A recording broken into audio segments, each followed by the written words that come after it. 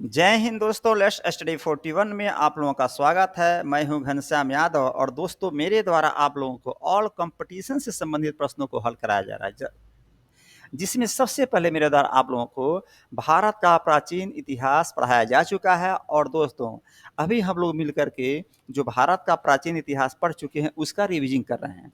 और आज का जो रिविजन का चैप्टर होगा हम लोगों का दोस्तों वो होगा शैव धर्म। और शैव धर्म में सबसे पहले प्रश्न बन रहा है, शैव धर्मी किसे कहा जाता है? उत्तर लिखेंगे, जो शिव की उपासना करता है उसे शैव धर्मी कहा जाता है। बहुत ही प्यारा, बहुत ही सुंदर प्रश्न है। शैव धर्मी किसे कहा जाता है? उत्तर लिखेंगे, शैव धर्मी जो शिव की उपासना करते हैं उसको कहते हैं। अब देखिएगा, अब मैं पूछूं वैष्णव धर्मी किसे कहा जाता है, तो सीधे आप लिखेंगे जो भगवान विष्णु की पूजा करता है उसे वैष्णव धर्मी कहा जाता है। तो बहुत सुंदर सा, बहुत प्यारा सा ये प्रश्न और उत्तर यहाँ पर हम लोग को मिला पढ़ने के लिए।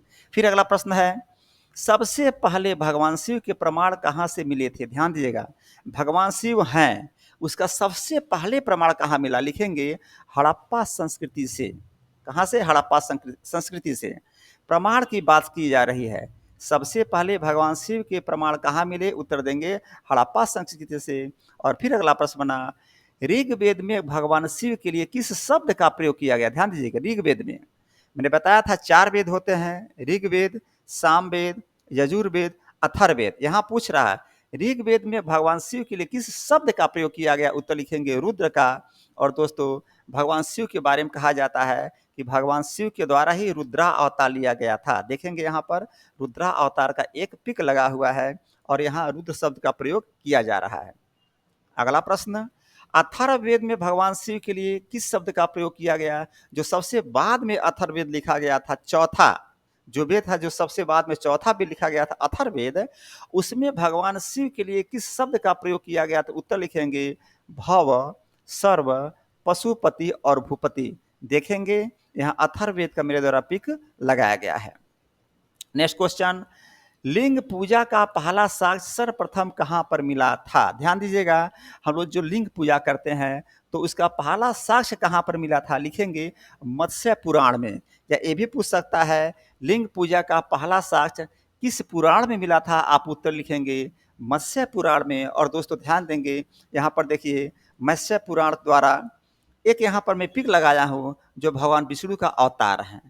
और फिर अगला प्रश्न बना, कहाँ से पता चलता है कि पार्वती यानी कि माता पार्वती रुद्र की पत्नी थी, यानी शिव की पत्नी थी? कहाँ से पता चला कि माता पार्वती भगवान शिव की पत्नी थी या रुद्र की पत्नी थी? उत्तर देंगे तैतरीय आरण्यक से। कहाँ से? तैतरीय आरण्यक से। देखेंगे यहाँ पर तैतरीय आरण्यक का जो पुस्तक है उसका पिक लगाया गया है। और प्रश्न आया कहाँ से पता चलता है कि माता पार्वती रुद्र की पत्नी है? लिखेंगे तैतरीय आरण्यक से। अगला प्रश्न बना, दक्षिण भारत में शैव धर्म को किसने बढ़ाया था? ध्यान दीजिएगा, दक्षिण भारत की बात की जा रही है कि वहां शैव धर्म को किसके द्वारा बढ़ाया गया था? तो आप उत्तर लिखेंगे 63 नयनार संतों के द्वारा। देखिए यहाँ पर मैंने पिक लगाया, 63 नयनार संतों के द्वारा जो दक्षिण भारत का एरिया है वहां पर शैव धर्म को बढ़ाया गया था। अगला प्रश्न है, नैनार संतों का संबंध किस धर्म से है? तो दोस्तों ऊपर ही आप लोगों ने पढ़ लिया कि दक्षिण भारत में शैव धर्म को 63 नैनार संतों के द्वारा बढ़ाया गया। तो सीधी सी बात हो गई कि नैनार संतों का संबंध किससे होगा? शैव धर्म से होगा। तो उत्तर लिखेंगे शैव धर्म से नैनार संतों का संबंध है। वामन पुराण के आधार पर शैव धर्म को कितने संप्रदाय में बांटा गया? ध्यान दीजिएगा, जो वामन पुराण था उसके आधार पर शैव धर्म को कितने संप्रदाय में बांट दिया गया था? उत्तर लिखेंगे 4 प्रकार के संप्रदायों में बांटा गया था। पहला पाशुपत, दूसरा कापालिक, तीसरा कालामुख, चौथा लिंगायत। ध्यान दीजिएगा, यहाँ पर पाशुपत का मेरे द्वारा पिक लगाया गया है। यहाँ पर कापालिक का देखेंगे खोपड़ी है, किसके? इंसान की खोपड़ी यानी कापालिक। ये लोग खाना पीना भी इंसान के खोपड़ी में खाते पीते। बहुत अजीब इन लोगों का तरीका था, जीने का ढंग था, आश्चर्य था, हम लोग सोच नहीं सकते हैं। तो कापालिक हो गया। फिर कालामुख, कालामुख का मेरे द्वारा यहाँ पिक लगाया गया है पुस्तक का। और फिर लिंगायत का पिक लगाया गया यहाँ पर चौथे स्थान पर देखेंगे आप लोग। तो वामन पुराण के आधार पर सधर्म को 4 भागों में बांटा गया था। पहला पाशुपत, दूसरा कापालिक, तीसरा कालामुख, चौथा लिंगायत। अगला प्रश्न है, पाशुपत सह संप्रदाय के संस्थापक कौन थे? लिखेंगे लाकुलिस। यहाँ पर देखेंगे दोस्तों, पिक लगाया गया है। पाशुपत शैव संप्रदाय के संस्थापक कौन थे? उत्तर लिखेंगे लाकुलिस। फिर प्रश्न आया, सबसे प्राचीन शैव संप्रदाय कौन है? लिखेंगे पाशुपत, जो पहला है। सबसे प्राचीन शैव संप्रदाय कौन है? उत्तर लिखेंगे पाशुपत। यहाँ पर देखेंगे पाशुपत का पिक लगा हुआ है। फिर अगला प्रश्न बना, पंचार्थिक शैव संप्रदाय के अनुयायी को क्या कहा जाता था या क्या कहते थे? उत्तर लिखेंगे पंचार्थिक। पंचार्थिक शैव संप्रदाय के अनुयायियों को क्या कहते थे? उत्तर लिखेंगे पंचार्थिक। और फिर प्रश्न बना, पंचार्थिक शैव संप्रदाय का सबसे प्रमुख ग्रंथ कौन सा है? लिखेंगे पाशुपत सूत्र। क्या लिखेंगे? पाशुपत सूत्र। और फिर प्रश्न बना दोस्तों, कापालिक शैव संप्रदाय के इष्ट देव कौन थे? उत्तर लिखेंगे भैरव। और देखेंगे भैरव का मेरे यहाँ पिक लगाया गया है। फिर अगला प्रश्न बना, कापालिक शैव संप्रदाय का प्रमुख केंद्र कहाँ पर है? लिखेंगे श्रीशैल। यहाँ पर देखेंगे श्रीशैल का पिक्चर लगा हुआ है। और फिर प्रश्न बना, कालामुख शैव संप्रदाय के अनुयायियों को क्या कहा जाता था? लिखेंगे महाव्रतधर। कालामुख शैव संप्रदाय के अनुयायियों को क्या कहा जाता था?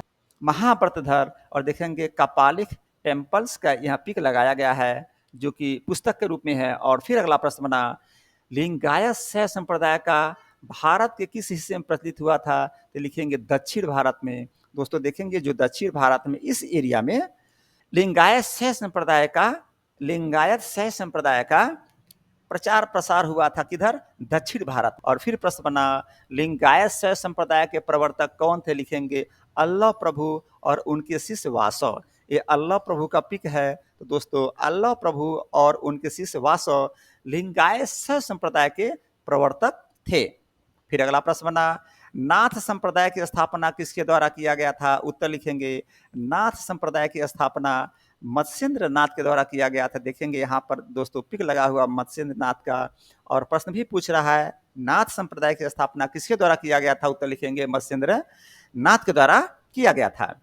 फिर अगला प्रश्न बना, नाथ संप्रदाय की स्थापना कब हुई थी? लिखेंगे 10वीं शताब्दी में हुई थी। यहाँ पर देखिए मैं 10 का पिक लगाया हूँ। तो नाथ संप्रदाय की स्थापना 10वीं शताब्दी में हुई थी। और दोस्तों पुनः प्रश्न आया, नाथ संप्रदाय का व्यापक प्रचार प्रसार कहाँ पर हुआ था? तो लिखेंगे दोस्तों गोरखपुर में। और यहाँ पर देखिए गोरखपुर के जो टेम्पल है उसका पिक लगाया हूँ। और इसके गर्भगृह में ये मूर्ति लगी हुई, ध्यान दीजिएगा ये मूर्ति लगी हुई है। मैं यहाँ पर जा करके दर्शन किया हूँ दोस्तों गोरखनाथ मंदिर में। तो नाथ संप्रदाय का व्यापक प्रचार प्रसार गोरखपुर में हुआ था।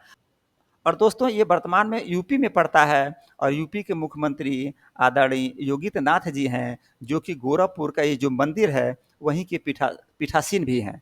तो दोस्तों इस प्रकार से आज का रिवीजन का क्लास समाप्त हुआ। शैव धर्म।